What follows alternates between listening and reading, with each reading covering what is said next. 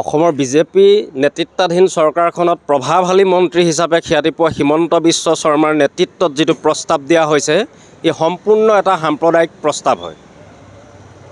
এটা সম্পূৰ্ণ সাম্প্ৰদায়িক প্ৰস্তাৱ এইকাৰণে হয়, যিখন অসমত খোলা বজাৰত গাহৰি কাটিব পাৰে, ৰাস্তাই ঘাটে গাহৰি বিক্ৰী কৰিব পাৰে, সেইখন অসমত আকৌ মুছলমানে নিজৰ ব্যক্তিগত সামাজিক কামতো গৰু কটা নিষিদ্ধ কৰাৰ প্ৰস্তাৱ তুলিছে।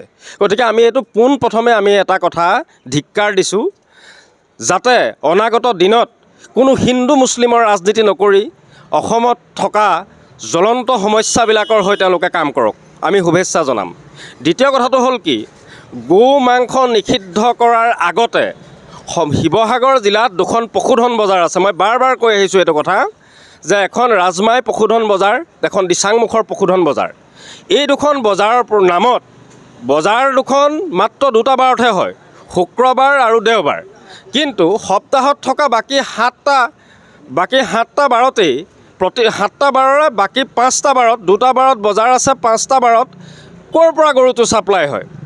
গতিকে ই এটা সম্পূৰ্ণ বিজেপিৰ ব্যাগুম বিভাগৰ নেতাই এটা সম্পূৰ্ণ চিণ্ডিকেট কৰি আছে। এই চিণ্ডিকেট ৰাজটো প্ৰথমে বন্ধ কৰক।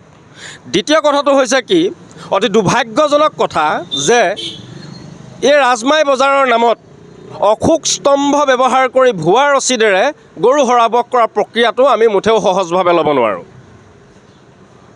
অশোক স্তম্ভ আচলতে ক'ত ব্যৱহাৰ হয় তেওঁলোকে নিজে সেইটো কথা জানে, আৰু জনাৰ পাছতো অশোক স্তম্ভ আৰু গো বেপাৰত লগোৱা কাৰ্যটোক আমি গৰিহণা দিছোঁ।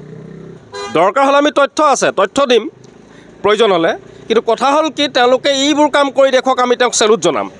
অন্যথা সমগ্ৰ অসমৰ মুছলমান ৰাজপথলৈ ওলাই আহিব, তেতিয়া তেওঁ ক'লে নহ'ব, তেওঁ দায়হৰা মন্তব্য দিলে নহ'ব মুছলমান সাম্প্ৰদায়িক হয়।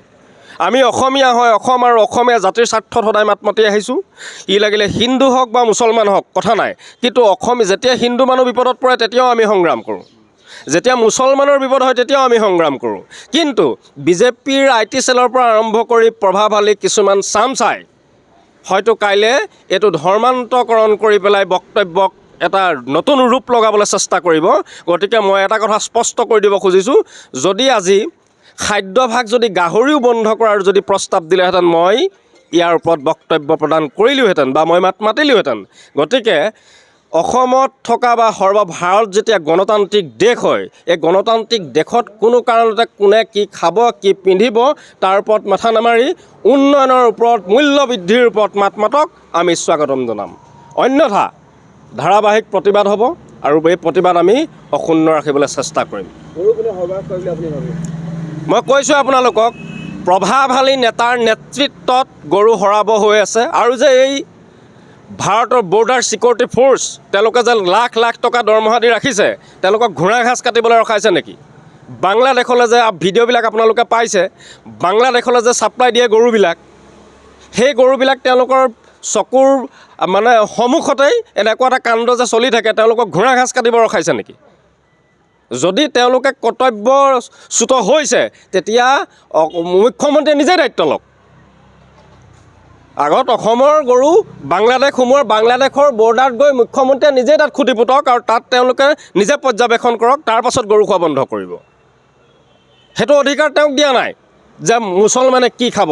আৰু এটা কথা স্পষ্ট কৰি দিছোঁ, গৰু নেখালেও মুছলমান জিন্দাবাদ আছিল, আছে আৰু অসমত থাকিব। এইটো স্পষ্ট আৰু চিধা কথা। যিকোনো খবৰৰ বাবে যোগাযোগ কৰক 7099017330 অথবা 709901